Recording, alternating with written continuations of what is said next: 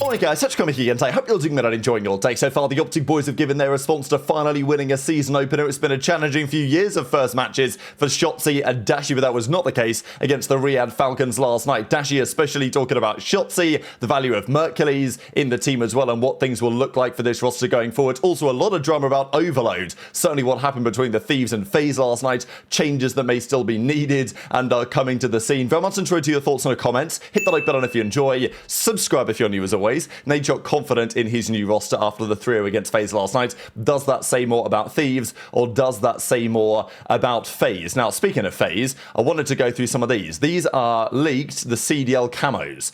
Now, there was a little bit of a scump reaction to this. Again, as we go through these, you'll probably be able to tell which is which, but this is Boston, this is Cloud9, this is Falcons, of course. Then we go on to the FaZe Vegas camo, which is this one, which is bright pink. Is it better than this camo, which is the Gentamates pink? Then we've got the Heretics one. Then we've got, presumably, the, I don't even know what this is, Ego Fade or something. Maybe this is just a random one. Then you've got the OpTic Texas one, which is, well, I mean, it certainly is a camo of all time. You know, you might think there might be a bit more OpTic green on it, but no, it's, yeah, I don't know. I think of the camos, the OpTic one is not quite as spectacular as it could have been. It's interesting, right? Because this is the year, as we understand anyway, because there was an article the other day that came out and said, this year, for the first time ever, maybe not for the first time ever, but effectively all of the money that the skin sales generate, that the team is owed, because Activision takes half, but after that, all of the rest of it goes to the team themselves. Over the last few years, there has been like a general pool where some of the money from all of the sales goes into a global pool, which is then shared among the teams. So even if you're Paris Legion, you sell no skins, you still get some money because you get a percentage of the overall pot. This season, that's not the case. The teams get all of the money from what they sell, effectively. And, you know, hopefully that means that we will get teams doing a bit more, you know, advertising of their own thing because they need to in order to actually make it work. And the teams that don't, they're poverty orgs, they will be found out. But it's just interesting on the year where that is the case, that OpTic have come up with, you know, they probably could have come up with a better camo. Again, I will say it wasn't, you know, 10 years ago in Black Ops 3, we had the OpTic Gaming logo stuck on the camo. The Cloud9 logo 10 years ago was fire. They have the logos on them. Nowadays, that's not the case. I don't really know what's happening there. To be fair to the Ravens, that is actually a respectable camo. That is very recognizably G2 Minnesota, kind of like that as well. That's the Vancouver Surge one. So there's actually some kind of nice ones in here. The Thieves one is, you know, whatever. Not a big fan of that. And then they've got Toronto, which I quite like too. But yeah, Scump actually was looking through this video, and well, you can see Scump's face here on the right-hand side when he stumbles across the OpTic one, and then he kind of has no real comment or reaction to say, because the chat, of course, were trolling, and he was like, okay, look, let's just move on from that. Plenty to discuss. Today, the challenges side of the season gets underway. There's a lot of storylines in challenges. Of course, Huntsmen are back. The OpTic Academy, effectively with Renegade and those boys. We've got Bush Gaming, of course, featuring TJ and Co. The first cup starts today. Tomorrow will conclude. There's tons of challenges action over the next couple of weeks. We're going to have a lot to talk about. But last night, the most notable series, of course, was FaZe versus Thieves. Great series to watch. As Simp says, all close maps, which is true, right? True. FaZe will probably feel like they should have won map 2. Map 1 was very competitive. Again, they had a big lead map 1 as well. The third map, really, Thieves kind of threw it away, and then they clutched them in the end when it mattered. Simp says, F you, aBeZy. It was cool to see these two guys going at it. Again, lots of talk about, oh, maybe they should have stayed together, but something had to change. aBeZy talked about it after the series as well, that, you know, the vibes were off with the trio. They just had to call it a day. Now, Celium, of course, has gone to the Falcons, and his result yesterday was not great at all. We'll discuss that in greater detail with OpTic here in a second. Again, Celium, people have talked a lot about Celium over the last few years. His playstyle, the way that it's worked out, the reliance on Simp and aBeZy, whatever you want to say. Do I still think Celium's an incredibly talented player? Yes. Do I think that he's in a rather difficult position on that Falcons team? Look, Xnid might not be great, but I do think he's in hell. Like, I think him and Kisma are in hell on that team to a degree. And yeah, I'm excited to see how Falcons, you know, where they go from here, shall we say. But last night overload was pretty crazy. People were struggling to get to grips with the changes, really, because if it gets to the end of the timer on the second side, and the team that has the device is either tied or down by 1, then the game extends to another 30 seconds. That's what happened here in FaZe. The kind of teams are swapped here, right? Because they didn't want to restart the map again.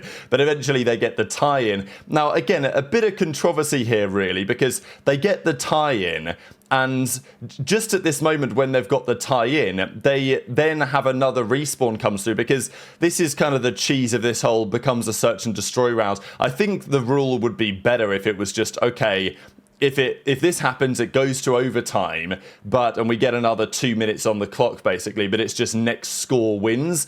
That would probably be better than making it a round of search and destroy, in my opinion. Or even you do what would happen in Uplink back in the day, or Capture the Flag, where you would just restart, have another round, and then as soon as you score, that then puts a stopwatch on the board. The other team then has to beat that if they want to win. That does mean the map lasts longer a lot of the time, but for a Champs Grand Finals or for a tournament finals, that would be mega, right? And I think that Overload, great to watch it yesterday, because in moments like that, I know that it's not perfect, but Overload, and especially that highlight, captured to a large degree what we liked so much about Uplink, and you know, lots of the features of the game mode are really exciting to watch when it's really good. So I'm fully on board with Overload coming in. I was anyway, but after last night, absolutely. Yes, there were some tweaks they probably still need to consider, and Scrap is still not a big fan of it. What did he have, like a 0.6 that map? So we know that he doesn't like overloads, but Thieves, they got the map, you know, win at the end of the day, and nobody was watching that last night and saying, please can we go back to control? So this is the other thing. Can you drop the device? And also with bomb in search and destroy. We have seen this in previous games, of course, notably the uplink ball. If you, let's say you have your pistol out, you're mandated to with the device. So if you really need to take a gunfight with the AR, and obviously with the uplink ball back in the day, you would just drop it if you needed to actually take a gunfight, because you couldn't shoot at all when you were holding the drone, or I don't know, whatever they called it technically. But apparently they're working on that. So Matt Squant says, working on getting both of these in. The ability to drop the device is actually pretty critical, certainly in an overtime situation. It also allows you to actually have a little bit more teamwork.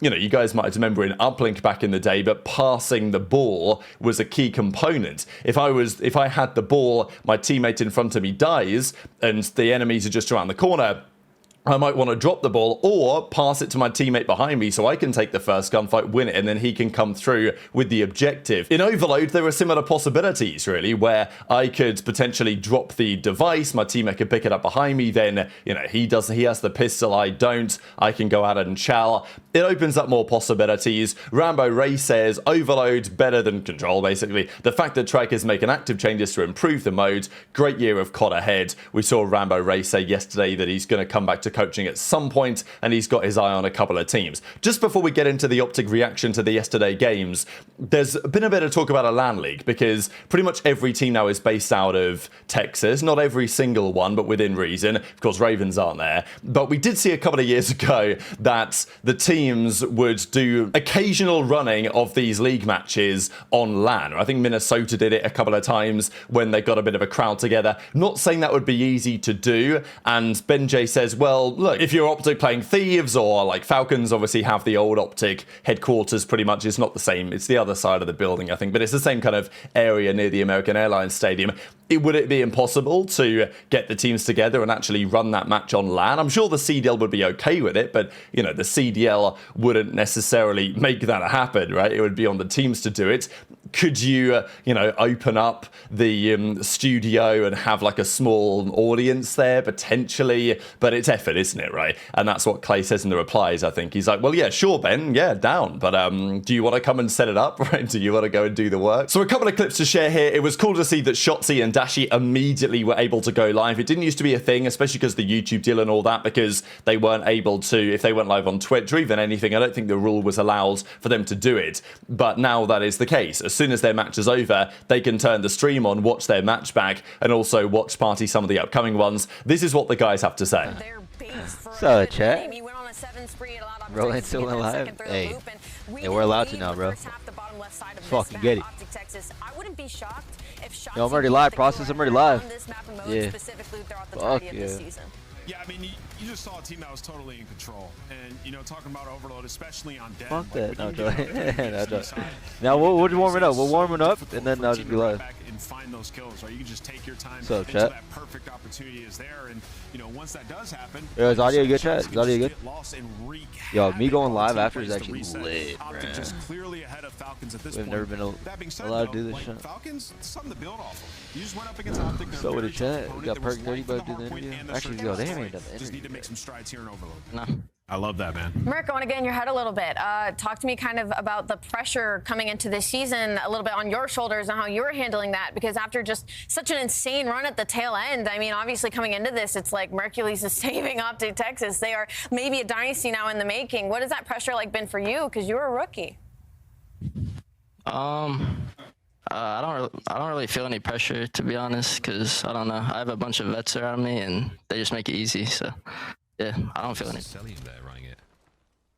Fred gets through, flanks Merc. He goes unaware, so this is an opening. Fred's also a timing player, you know. On A, that you're able to get this one down. So force right now. It's kind of why I think Kyler fits Shotzzy so much better, because Kyler doesn't really do that, you know. Kyler doesn't play for like these timings and stuff. Kyler will just ape you and just chow you, and in your face chow you. I don't give a fuck. That's why I think that he's so much better playing with Kyler than he is with Fred. And he was with Fred. Alright, thank you for the prime, brother. That was a landslide. Y'all just smoked them. How's it feel though? Good? Yeah, I mean the game's fun. The boys are frying. I feel like it's just S&D with us. Like if we just can honestly master S&D like we did at the end of the year, then we're cash. But yeah, it's just like. But how are you guys in overload? Like overall, you think? We're nasty at it. I mean, we have Ant. Ant loves the ball. Yeah, he's hitting crossovers. That's all you need, bro. Yeah, you need a ball man. Of course. I thought it was gonna be you. Did you even get a cap? No, I got naded every time. No, you need a ball man, but you also come on now, Cloud. Dude, Perk is comedy. Fucking, he goes like it was like we're the 2-0 round in the S&D, and then it's a 2v1. He's like, stay up, I'm flanking, and then he's got like a little bit of like heavy breathing going on. I'm like, what the fuck? And I look, he's frying. He's 6-0. He's 1 off a Hellstorm. He kills the last guy and gets the trade, and they're like, nice, Perk, you have a Hellstorm maybe? And then he goes, holy shit, my heart's beating so fast. I'm like, I look up. Yo, Kyler's comedy after fucking the second map. He's like, yo, but like you know how there's actually just a normal breakup between map 2 and 3. So he's like, yo, like he said it kind of like subtly, but like, you know, there's like other convos going. He's like, yo, I low-key gotta use the bathroom. I'm like, what? You got time, bro? Take a piss if you want. He's like, nah, it's a low-key, it's a nuke, bro. And then I'm like, in between map 1 and 2, yeah, no, like, yeah, you have to take a shit. Oh, okay. It was like between map 1 and 2, and he's like, yo, do you think I can let you go? He's like, nah, I'll do this after map 2. I'm like, oh my god, he's a. And I'm like, you could do it that fast? You know what's funny too is like his nickname is the nuke too, which makes it funnier. Like.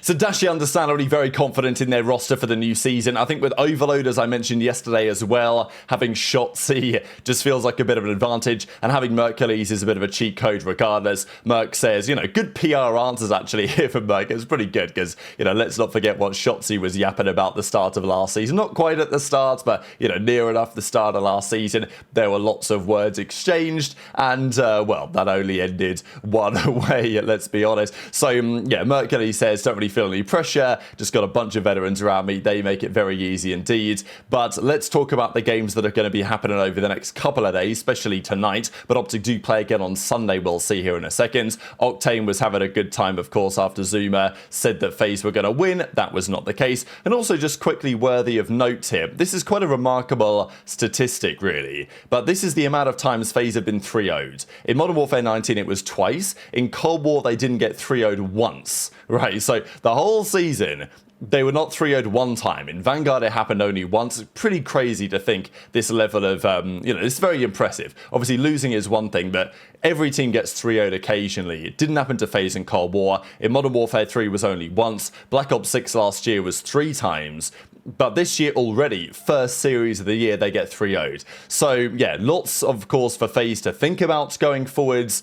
There will be big questions on their performances of yesterday. Certainly, you know, the AR duo, Drazah and Abuzah, they need to step up. Was 0-4 the right pick instead of Neptune? You know, we'll come back to that question, I'm sure, plenty of times. But those were the series of yesterday. OpTic play G2 tomorrow. But tonight we've got 3 interesting games. So, Toronto Heretics, that's a great one. All the drama of the off-season, getting ReeaL over there, the verbal agreements and all this type of stuff. So that's underway. Trakes, of course, playing for the Heretics. Toronto will be the favourites. Surge versus Gentlemate. It's difficult to look past the Gentlemate in this one. Of course, a couple of the Surge guys, certainly Neptune, over there on the Gentlemates now. Surge with Legends, their first outing. Not expecting much from them early days. And then G2 Cloud9's pretty interesting. They had a decent matchup at the 75k kickoff the other week. G2 will be considered favourites because they won that series. So excited to see how that one goes.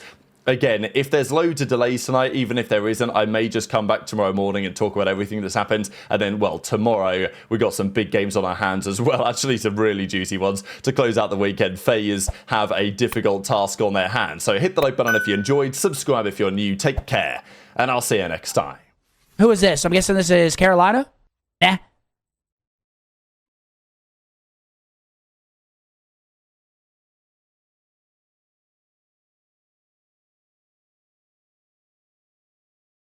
Yo, chat, reel it in.